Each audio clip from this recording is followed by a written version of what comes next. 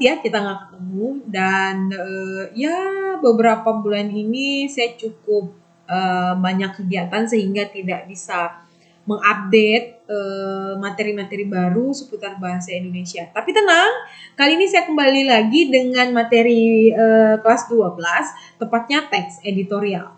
Nah, teks editorial ini sendiri teman-teman ada di kelas 12 ya, materi di kelas 12 dan di kurikulum darurat COVID-19 ini juga teks editorial masuk teman-teman, ada di dalam kurikulum darurat.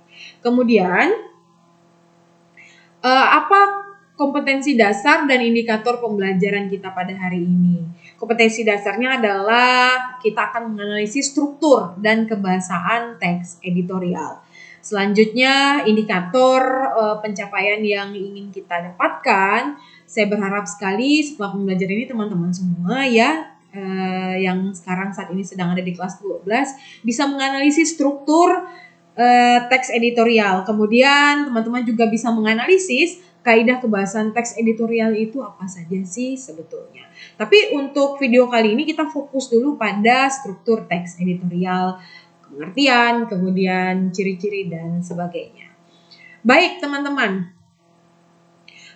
editorial ini sebetulnya bukan sesuatu yang baru dan tidak pernah kita temukan. Teks editorial ini seringkali kita temukan pada media massa baik itu cetak maupun elektronik. Nah, teks editorial ini sendiri katanya ya adalah artikel yang berisi pendapat yang berdasarkan fakta dan didukung dengan data. Walaupun berdasarkan fakta, teks editorial ini juga sering disebut dengan teks opini. Kenapa demikian? Nah, nanti akan saya jelaskan lebih lanjut kenapa teks editorial yang di dalamnya ada fakta tapi dianggap sebagai teks opini. Teman-teman, secara tidak sadar, teks editorial itu sering banget kita jumpai dalam kehidupan sehari-hari ya teman-teman ya. Teks editorial ini juga biasanya banyak kita temui baik itu di majalah, kemudian surat kabar atau media online lainnya. Nah, hal tersebut kemudian membuat teks editorial ini disebut juga sebagai artikel, teman-teman. Dalam sebuah surat kabar yang berisi pastinya pendapat atau pandangan redaksi terhadap suatu peristiwa yang aktual atau sedang menjadi perbincangan hangat.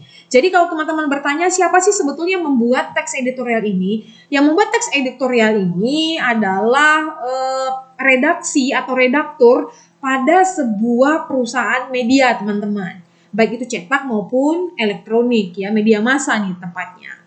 Kalau cetak bentuknya berarti surat kabar. Kemudian kalau di mana kita bisa menemukan teks editorial seperti yang saya sampaikan tadi, teman-teman bisa menemukan teks editorial itu baik itu di majalah maupun surat kabar, baik itu yang cetak maupun elektronik ya.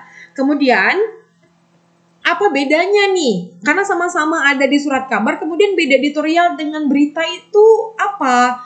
Nah, kalau berita itu teman-teman isinya fakta, tidak ada yang dilebihkan dan tidak ada yang dikurangi. Dan sebagai seorang penulis berita, kita tidak boleh memberikan opini kita di dalam berita tersebut gitu ya. Jadi semuanya harus real life atau sesuai dengan data dan fakta yang ada. Kemudian kalau editorial ini walaupun basically berdasarkan fakta dan data, tapi di dalamnya bisa terdapat opini si penulis. Siapa penulisnya? Seperti yang saya sampaikan tadi, penulisnya adalah redaktur atau redaksi pada sebuah perusahaan media yang di dalamnya membahas tentang fenomena atau peristiwa atau kejadian-kejadian yang sedang booming atau sedang hangat dibicarakan saat ini dan faktual serta aktual juga. Baik teman-teman, selanjutnya kita akan berusaha untuk cari tahu apa sih pengertian editorial itu sendiri. Yang pertama, editorial adalah artikel utama yang ditulis oleh redaktur koran yang merupakan pandangan redaksi terhadap suatu peristiwa. Peristiwanya peristiwa yang seperti apa? Peristiwa yang aktual tentunya, sedang menjadi sorotan, fenomenal dan kontroversial atau menimbulkan perbedaan pendapat ya. Kemudian di sisi lain ya, Ja'far Assegaf tahun 1991 juga menyatakan bahwa tajuk rencana. Nah, saya harus jelaskan dulu nih bahwa nama lain dari editorial adalah tajuk rencana. Beliau mengatakan tajuk rencana merupakan pernyataan mengenai fakta dan opini secara singkat, logis, menarik, ditinjau dari segi penulisan dan bertujuan untuk mempengaruhi pendapat atau memberikan interpretasi terhadap suatu berita yang menonjol sebegitu rupa sehingga bagi kebanyakan pembaca surat kabar akan menyimak pentingnya arti berita yang ditajukkan tadi. Nah, dengan kata lain ini begini, editorial pastinya berisi tentang sesuatu yang sedang hangat dibicarakan, yang fenomenal, yang kemudian menimbulkan perbedaan pendapat. Peristiwa atau fenomena ini bisa jadi pro di satu sisi, kontra di sisi yang lain.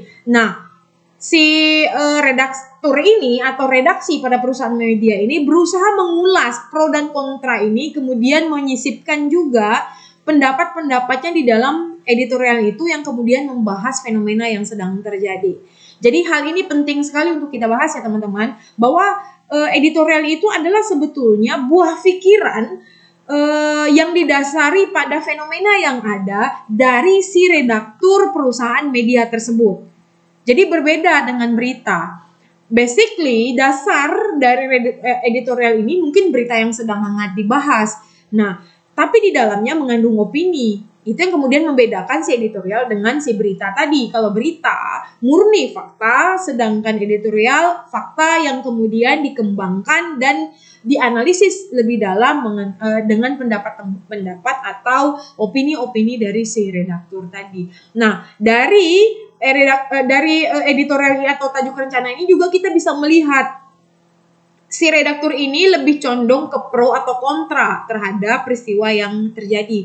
Kemudian kita juga bisa melihat pendapat berupa saran atau kritikan yang berusaha disampaikan si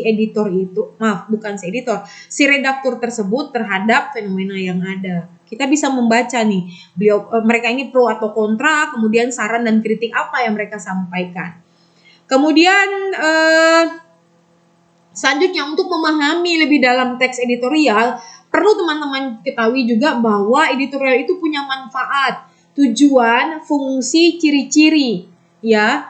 Jadi ada manfaat yang bisa kita petik dari kita membaca sebuah teks editorial. Dan ini akan menjadi pertanyaan saya berikutnya terhadap teman-teman nih.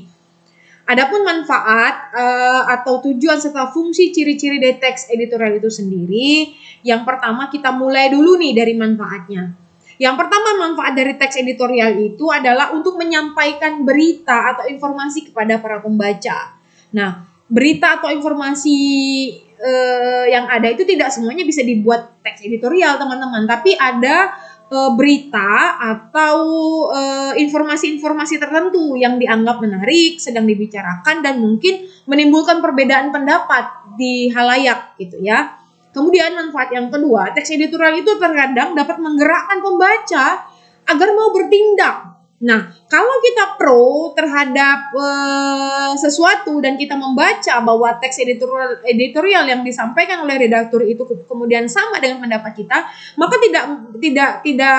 bukannya tidak mungkin kemudian kita juga akan melakukan tindakan-tindakan tertentu, mungkin melakukan demo dan sebagainya berdasarkan dari bacaan yang kita baca berupa teks editorial tadi. Mungkin kita akan mendapat informasi-informasi baru yang kemudian menginspirasi kita untuk kemudian melakukan sesuatu gitu ya. Kemudian yang ketiga, memberikan motivasi kepada pembaca. Tadi seperti yang saya sampaikan, bisa menjadi inspirasi juga kemudian memotivasi kita untuk melakukan sesuatu. Kemudian untuk mempengaruhi pemikiran si pembaca, dan ini masih kalau tadi misalnya kita kontra, kemudian kita membaca teks editorial yang pada dasarnya pro terhadap fenomena yang ada gitu, bisa jadi kita berubah pikiran nih. Karena selama ini kita hanya berasumsi saja, tapi setelah membaca teks editorial yang di dalamnya ada fakta, kemudian ada pandangan penulis, kita bisa saja terpengaruh. Kemudian yang tadinya pro atau kontra berbalik arah, menjadi pro dan kontra juga gitu ya. Kemudian kita masuk ke berikutnya. Kita kemudian akan masuk ke bagian yang lebih spesifik, yaitu isi dari editorial. Apa saja isi editorial? Kita akan bahas satu persatu. Yang pertama pastinya seperti yang saya sampaikan tadi, bahwa teks editorial itu di dalamnya ada fakta. Based on atau dasar pemikirannya, teks editorial itu tentunya adalah fakta, teman-teman.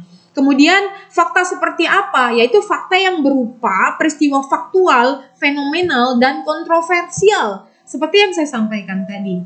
Kemudian apakah semua fakta yang ada itu bisa dijadikan teks editorial? Tentu saja tidak, teman-teman ya.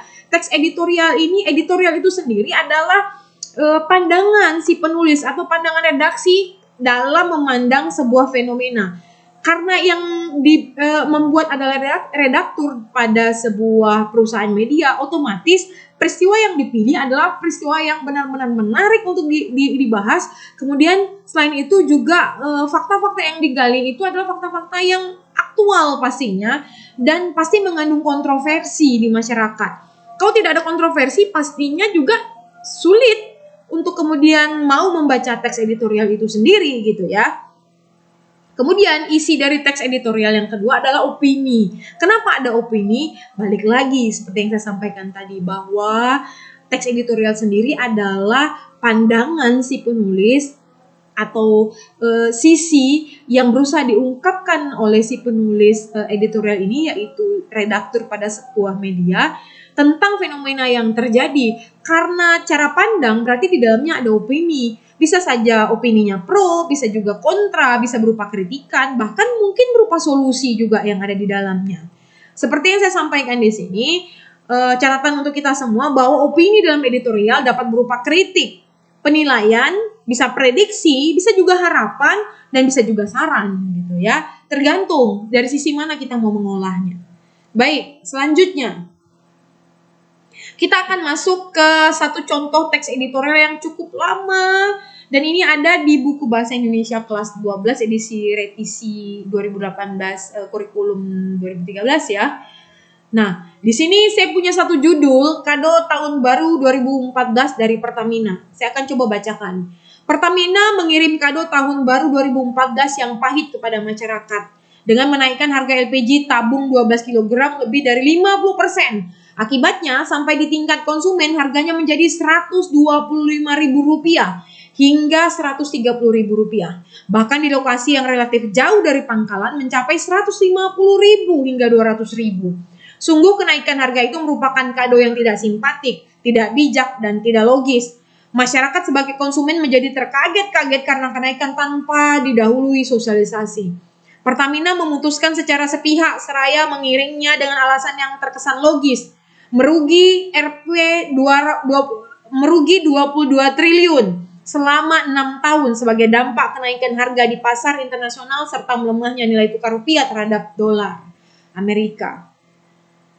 Kenaikan harga itu mengharuskan Presiden Republik Indonesia yang sedang melakukan kunjungan kerja di Jawa Timur meminta Wakil Presiden Republik Indonesia menggelar rapat mendadak dengan para menteri terkait, mendengarkan penjelasan direksi Pertamina dan pandangan Menko Equin yang kesimpulannya dilaporkan kepada Presiden. Berdasarkan kesimpulan rapat itulah Presiden kemudian membuat keputusan harga LPG 12 kg yang diumumkan pada hari Minggu kemarin. Kita mengapresiasi langkah cekatan pemerintah dalam mengapresiasi kenaikan harga LPG non-subsidi 12 kg itu seraya mengiringnya dengan pertanyaan. Benarkah pemerintah tidak tahu atau tidak diberitahu mengenai rencana Pertamina menaikkan secara sewenang-wenang?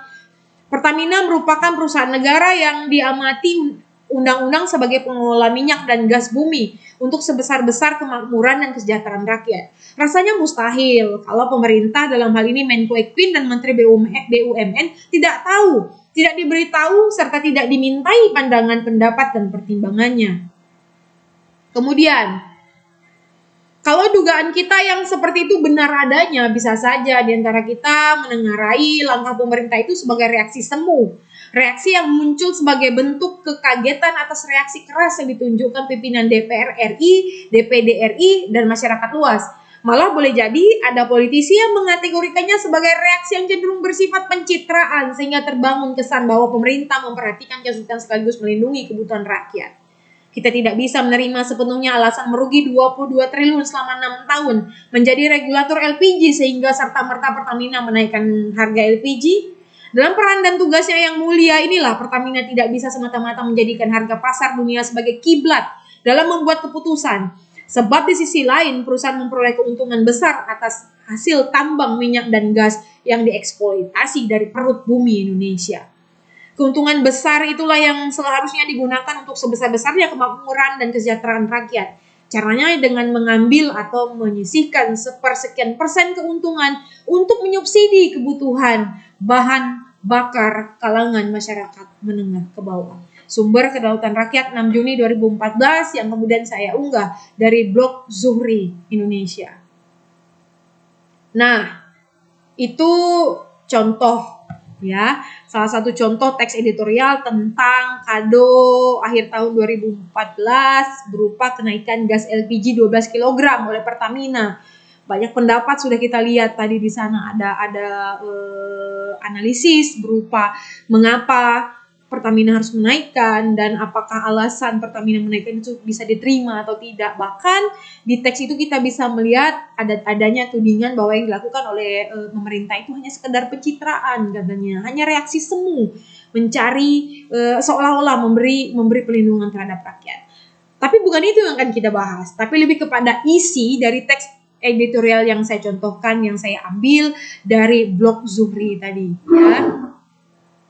Selanjutnya kita akan melihat nih opini ya kan, tadi katanya teks editorial itu isinya ada fakta dan opini. Kita akan faktanya tadi kita sudah lihat bahwa ada kenaikan harga LPG 12 kg ya.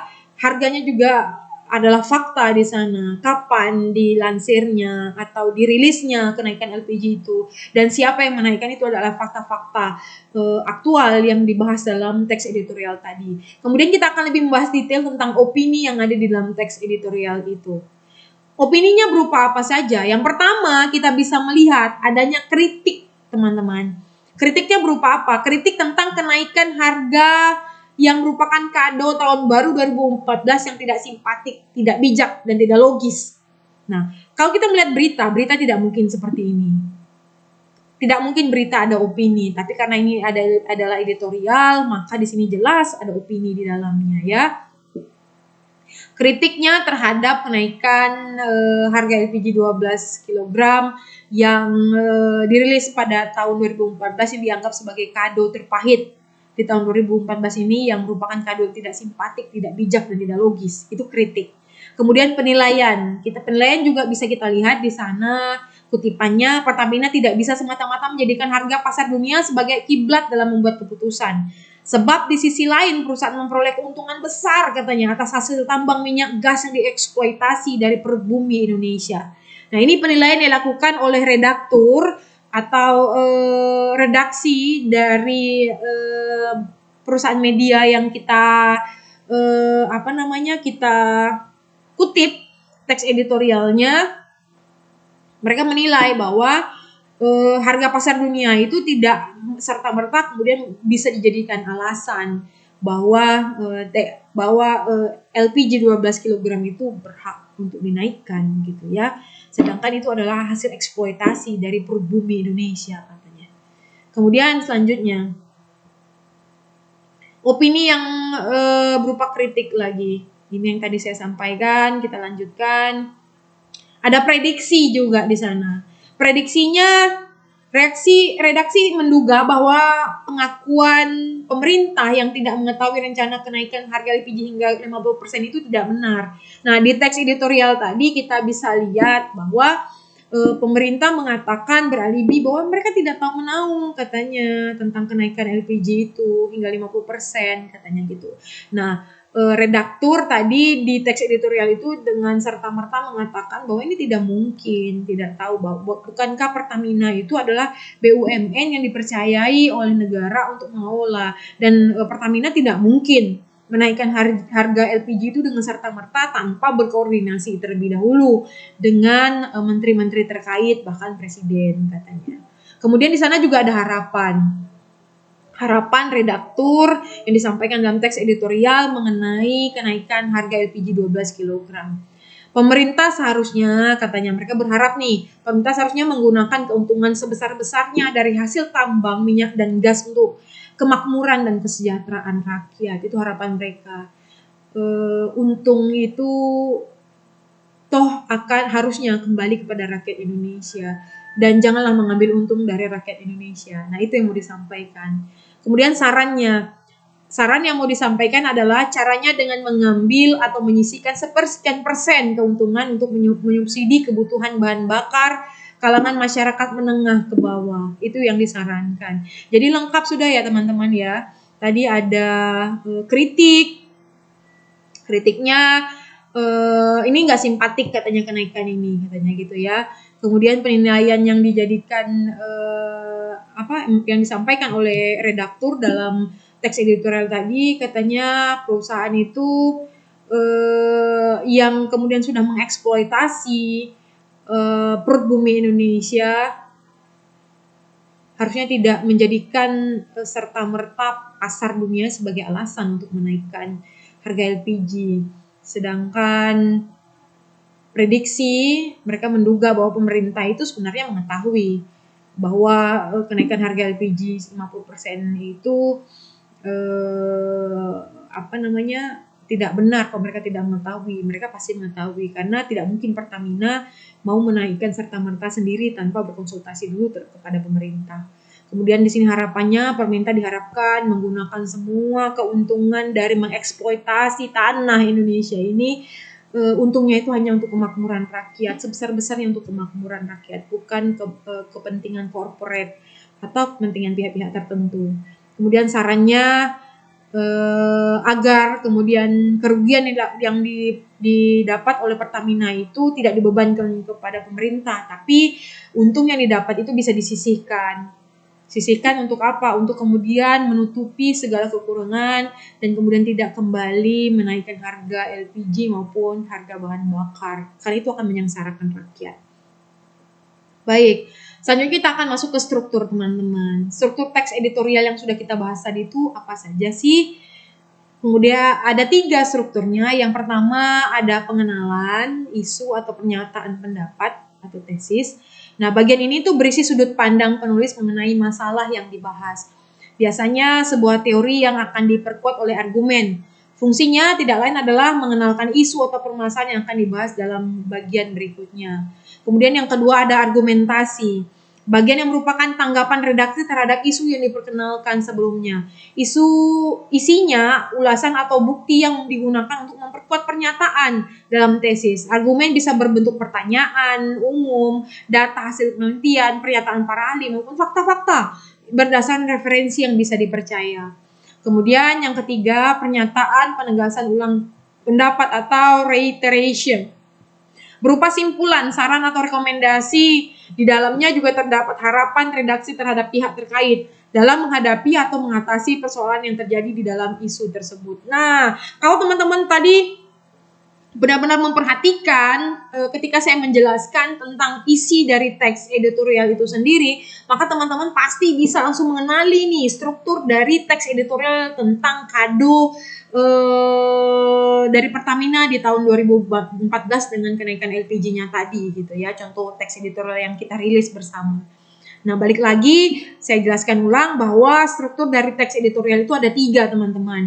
Yang pertama adalah pengenalan isu. Nah, di bagian ini teman-teman bisa melihat apa sih isu atau fenomena yang mau dibahas. Nah, ini sama dengan bagian pengenalan ya teman-teman, berupa pernyataan pendapat dari redaktur. Kemudian yang kedua ada argumentasi. Nah, bagian argumentasi ini bisa jadi juga sudah termasuk bagian isi teman-teman. Kenapa demikian? Karena pada bagian ini fakta-fakta yang dirilis pada bagian pengenalan isu kemudian ditanggapi oleh redaktur dengan argumen atau dengan pendapat-pendapat mereka yang tadi bisa berupa saran, kritik, kemudian bisa juga berupa pendapat gitu ya, bisa juga berupa bentuk-bentuk ketidaksetujuan yang disampaikan oleh redaksi terhadap fenomena yang ada. Dan terakhir, ini merupakan reiteration atau penegasan ulang pendapat. Pendapat yang mana? Pendapat yang ada pada argumentasi. Dan bagian ini juga bisa berupa simpulan dari dari teks editorial tersebut. Nah, buat teman-teman yang sudah menonton video ini dari awal sampai akhir, saya meminta teman-teman untuk kemudian berkomentar di kolom komentar ini dengan cara kemudian menuliskan kembali kira-kira ciri-ciri dari teks editorial itu apa saja sih?